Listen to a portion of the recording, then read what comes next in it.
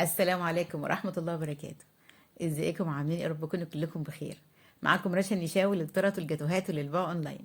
لو انتوا بتشوفيني لاول مره ما تنسيش تعملي لايك وشير وتفعلي زر الجرس على كلمه الكل علشان يوصلك كل جديد اول باول.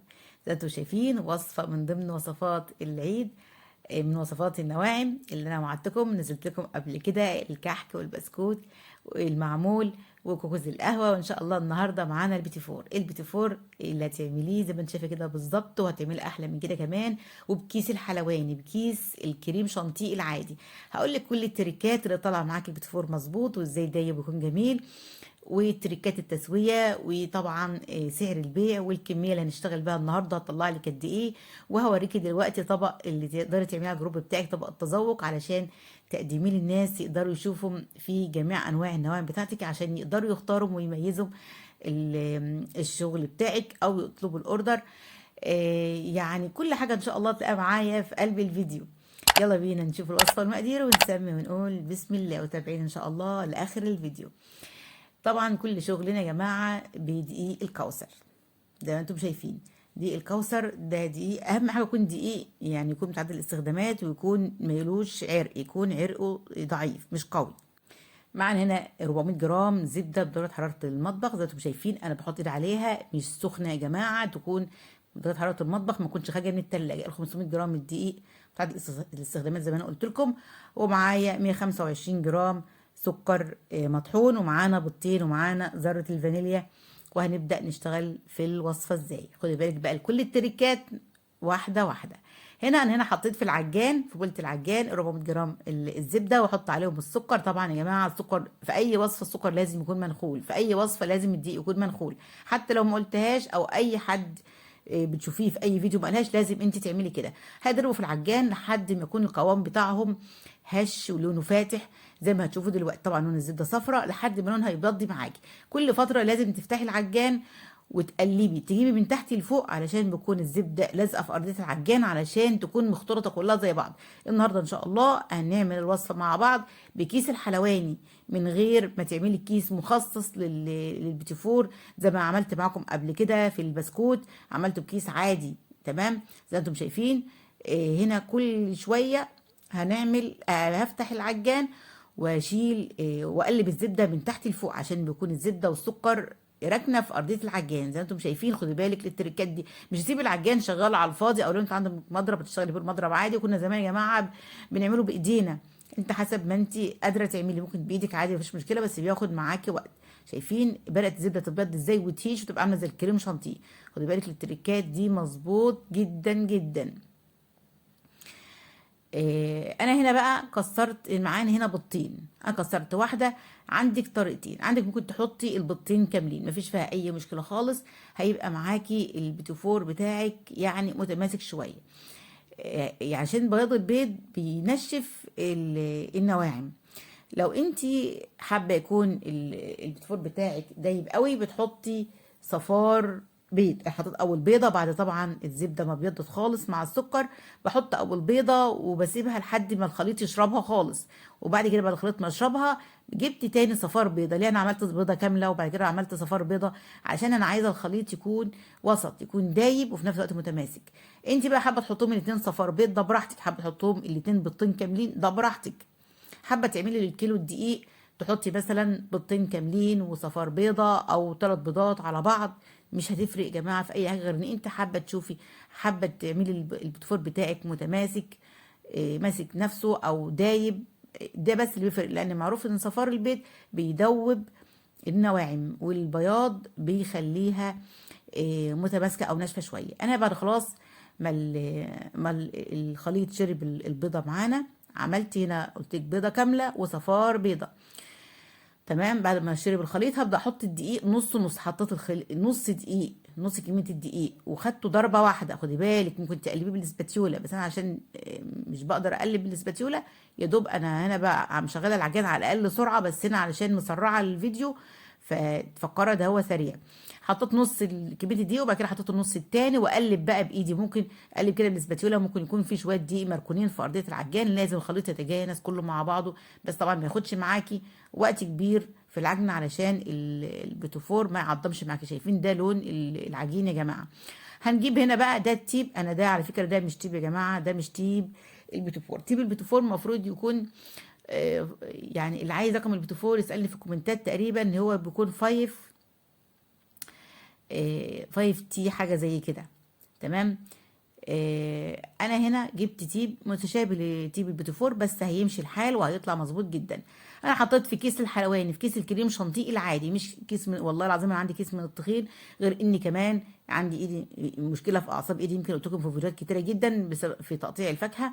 بس الموضوع ماشي معايا سلس وجميل جدا وسهل وبسيط جدا. شايفين الكيس بتاع الكريم شانتيه العادي ما اتقطعش معايا يا جماعه، ولا فرقع ولا عمل زي ما بيعمل مع اي حد.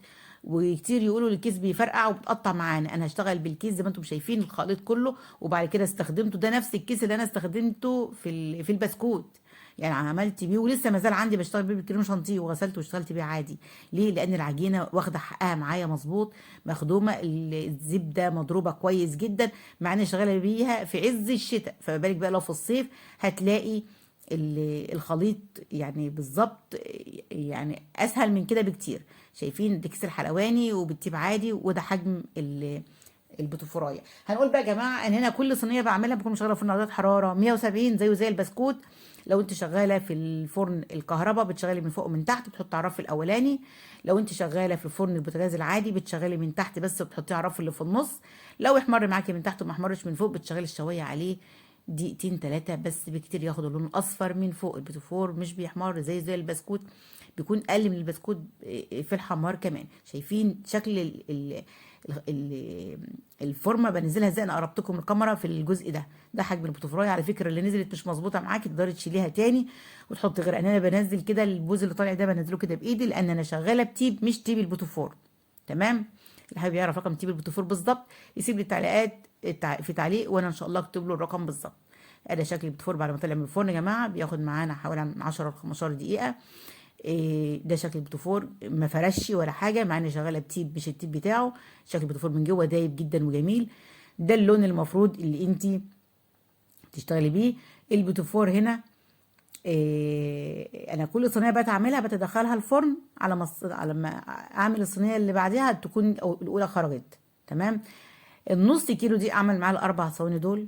النص كيلو دي ده بالظبط هيطلع معايا بعد التزيين ان انا كنت عبيته في علبه على مزاين، لان طبعا كنت بعمل كم صنف نواعم، حوالي عن 7 اصناف علشان اقدمهم في اطباق تذوق واعرضهم على الجروب. اللي طبعا حابب يشوف انا بعرض ازاي على الجروب، اسمه سويت هوم، هسيب لكم اللينك بتاعه ان شاء الله في صندوق الوصف زي كل فيديو، وبرده لينك الايميلات بتاعتي. فانا كنت عبيتهم هنا في علبه على ما اخلص كل الوصفات او الحاجات اللي انا هشتغل بيها، وبعد كده طلعته علشان ان انا ازينها. اقول لك ازاي بقى تحتفظي بالبسكوت بتاعك او بالبيتيفور. البسكوت زي البيتيفور بالظبط. لو انت قعدت مده، انا قعدت حوالي عن يومين على ما خلصت كل الاصناف علشان ان انا ازينه. فحطيته كده في علبه، وبينهم وبين بعض اكياس اللي هي المناديل البلاستيك. انا جبت هنا بقى طلعته كده من العلبه عشان التزيين يكون سهل وبسيط معاكي. طلعيه كده من العلبه، او انت بعد ما خلصتيه خلاص وبرد طلعتيه من الفرن، بتقلبي البوتفرايه على وشها زي ما انت شايفه كده بالظبط. وجبت نوتيلا طبعا مسيحاها على الحمام بخار، وحطيتها في كيس صغير وفتحت فتحه صغيره زي ما انت شايفه كده بالظبط. وبدات احط على كل بوتفرايه جزء من النوتيلا زي ما انت شايفه كده. قمت جايبه بقى بقيه البوتفور وبدات احط الواحده فوق الثانيه. يا رب تكون الكاميرا واضحه والتصوير واضح، واكون قادره افيدكم، ويكون يا رب الفيديو بتاعي خفيف على قلوبكم. لو انت وصلت معايا لحد هنا ما تنسيش تعملي لايك للفيديو وشير وتسيبي لي كومنت جميل منك. هنا بقى تعالوا بقى للتزيين. انا كده خلاص لزقت كل اتنين مع بعض. تمام. تعالوا بقى للتزيين. دي ما شاء الله دي كميه النص كيلو بالظبط الدقيق. جبت شوكولاته بالحليب، سحبتها على الحمام بخار، حطيت فيها معلقتين 3 زيت، وبدات احط نص البوتفرايه بالشكل ده، واقوم وجبت بقى فرشت كيس تلاجة كبير زي ما انت شايفه كده على الرخامه واشتغلي. كيس تلاجة مش تجرى فيه اي حاجه يا جماعه. لو وقع اي فيه شوكولاته عليه تقدري تشيليها تاني تسيحيها تاني، تقدري تستخدميها في حشو اي تورته، تقدري تسيحيها وتعمليها جناش. مش فيش اي حاجه تترمي يا جماعه، ما ترموش اي حاجه. ده من الزمن بتاعنا زمن ان انت ترمي. تمام. فانت ما تفرشش الكيس بالشكل ده. الشوكولاته هتمسك عليه مش هيحصل فيها اي مشكله خالص. لو الشوكولاته كمان لقيتها مش ماسكه، واحنا لو انت في الصيف او انت في مكان زي الناس اللي بيتابعوني من المملكه العربيه السعوديه ولقيتي مش متماسكه، دخلي الكيس ده في قلب التلاجة دقيقتين اتنين وهتطلعي تفركيه، تبص تلاقي شوكولاته نزلت كلها من عليه. انا هنا بعد ما غطست نص البوتفورايه شوكولاته بالحليب، بعد كده جبت شوكولاته بيضه على الحمام بخار برضو مسيحاها، وحط عليها معلقتين زيت، وحطيتها في كيس صغير، فتحت فتحه صغيره، وعملت الخطوط دي كده بالشكل ده. طبعا كان المفروض انا حطيت كل البوتفور جنب بعضه، بس انا كنت مستعجله لان طبعا كنت بعمل كام وصفه في اليوم ده وتصوير بقى، وكنت بعرض شغل على الجروب.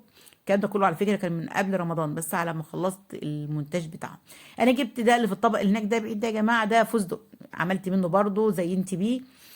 حطيت البوتفرايه في الشوكولاته ايا كان نوع الشوكولاته، بعد كده حطيتها في قلب الفستق. تمام.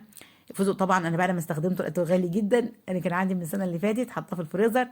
برضو هنا حطيت برضو الشوكولاته البيضاء، زينتي بقى البوتفور بالشكل ده، نص البوتفورايه، حابه تعملها كلها ده براحتك، ده حسب سعر البيع اللي انت هتبيعي بيه. تمام. وبعد كده غطستها بالشكل ده كده في الفستق زي ما انتم شايفين. طبعا الفستق غالي جدا، سمعت ان وصل ل 700 جنيه. لو اعرف ما كنتش زينتي بالفوتوفور يا جماعه. بس يلا نصيب اللي اخده منه، حطيته في اطباق تذوق زي ما انت شفت كده في اول الفيديو، برضه سايبالك ان شاء الله صوره في اخر الفيديو، وسايباك اشكال التزيين بتاعه الفوتوفور، تقدري تزيني زي ما انت عايزه. كميه البوتفور هنا يا جماعه نص كيلو بالظبط، بعد التزيين بيطلع حوالي عن من كيلو و200 كيلو و300 جرام بوتفور بالظبط، تحت العجز والزياده، حسب كميه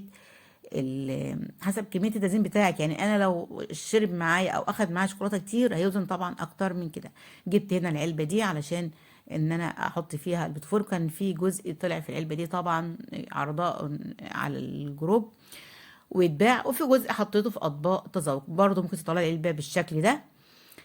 انا هنا لو هتبيعي البوتفور بنفس المقادير بتاعتي، انا بشتغل بزبده فرن، انت حسب نوع الزبده اللي تشتغلي بيها، حسب نوع خاماتي، حسب نوع الشوكولاته اللي انا بستخدمها، حسب المكسرات زي ما انت شايفه. طبعا شغاله بفستق، جزء منه شغاله بيه بفستق.